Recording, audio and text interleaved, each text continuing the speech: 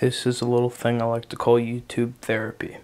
Now, what I'm about to tell you, I have not told anyone. Now, why would I not tell anyone, but all of a sudden I feel like I can tell potentially millions of people that will view this video on the internet? Well, tell you the truth, it's less personal. Talking to someone through a camera is a lot easier than talking to someone face to face. You don't have to deal with how they react. You don't have to deal with what they will say. You don't have to deal with their expressions. Alright, let me begin. Now, losing loved ones. When I was in 5th grade, my father died. I remember not crying at his funeral. It's not because I didn't love him. I loved my dad very much. I remember people asking me, "Wow, he's really doing well. I can't believe he's not crying." I'm in 5th grade, so I'm probably 10, 11, I don't know the exact age. And now that I look back and I think of it, I think I know why I wasn't as emotional as I am now. When I was in kindergarten, about 5 years old, my parents separated. I stayed with my mom, my dad left. They just couldn't work it out. So I'd get to see my dad at least 5 or 6 times a year, on the weekends. Maybe one time during Christmas, maybe one time during the summer for like a week. So I think this has attributed to why I didn't grieve as much as was expected at my dad's funeral, because I hardly knew him.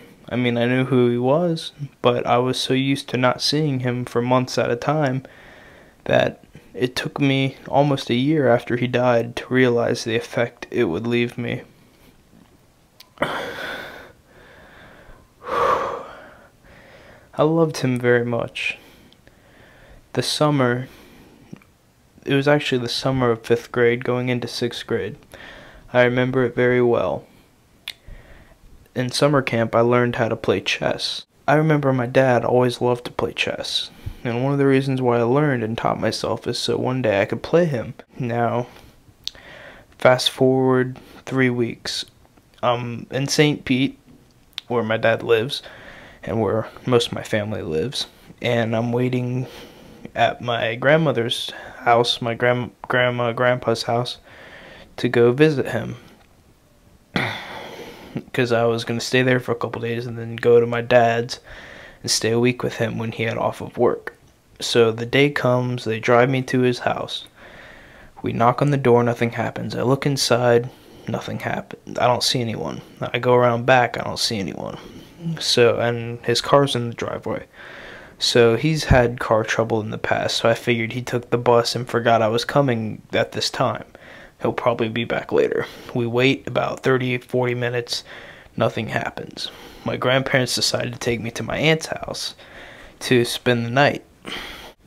So I go to my aunt's house. So my cousin is 6 or 7 years older than me, and she has a boyfriend. And he said, "Hey Ben, I found out you learned how to play chess. Would you like to play?"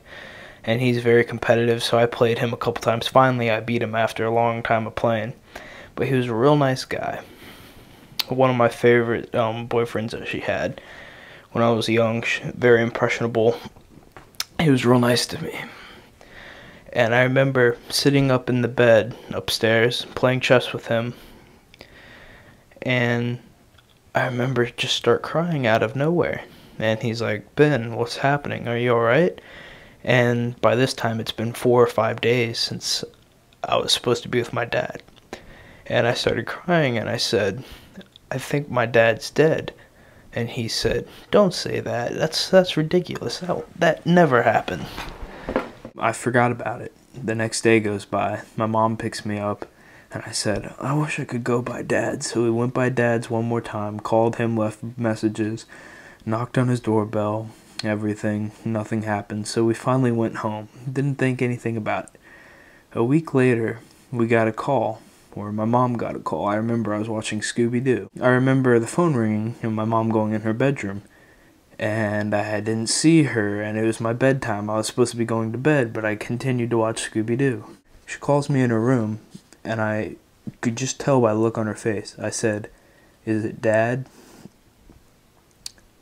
She said yes, and that's how I found out my father died. I immediately started crying for about 10 minutes, but at his funeral, I couldn't cry at all. Now, every once in a while, I'll get a tear remembering him and all the stuff I couldn't do with him that I wish I could have, like playing chess or him giving me advice about life. Because at the age of 10 or 11, you don't really think about down the road. I really wish he could still be here. At least I still have good memories with him. I remember riding the bus all over St. Pete with him, and I remember just spending time doing nothing, like walking down the street or across the street from the apartment complex that he lived in to a little restaurant named Susie Q's in St. Pete, and I remember skipping rocks over the sidewalk cracks just to pass the time as we walked. And I just don't know why I'm making this video, but I thought I had to share it with someone. My dad did not die because he was 42, I think, or 42. But he did not die of natural causes. I guess you could call it natural causes.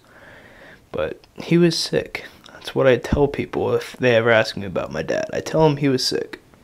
The truth is, he was sick in his mind. And I guess you could call that natural causes, but suicide is never the answer. I guess he was too proud to get help. I guess he was too proud to ask for help or get medicine or call a 1-800 hotline, but all he did was leave a note that said he loved me. And he killed himself by strangulation in a motel the weekend I was supposed to visit him. Now, I know he had an accident in work a couple months back, and he was in bad pain, and he was taking painkillers, but I don't know why he couldn't just... I don't know why he just had to give in like that. I guess strong will or something. But my dad's side of the family, and I guess part of my mom's side of the family, all the males, were heavy drinkers.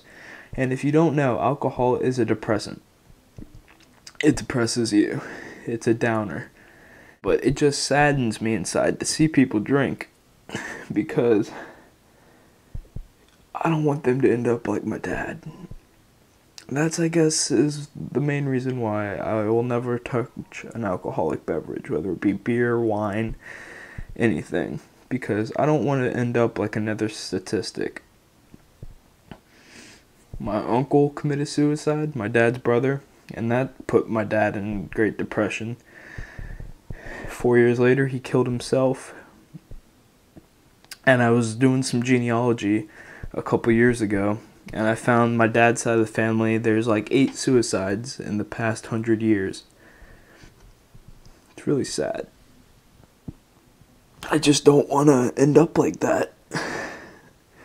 Everyone has a down day, but whenever I have sad days or bad days, it's kind of hard not to think about suicide. I mean, at this point in my life, I have so many things to live for that it's never an option, but I always think about how my family members would handle it, all the ones that have passed before me by their own hand. And I'm trying to think how I can change my life so my future doesn't end up like my family's past.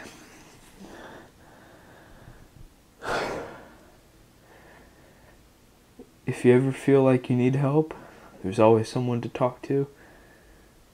Please call a 1-800 number. Links will be in the sidebar. Thanks for watching.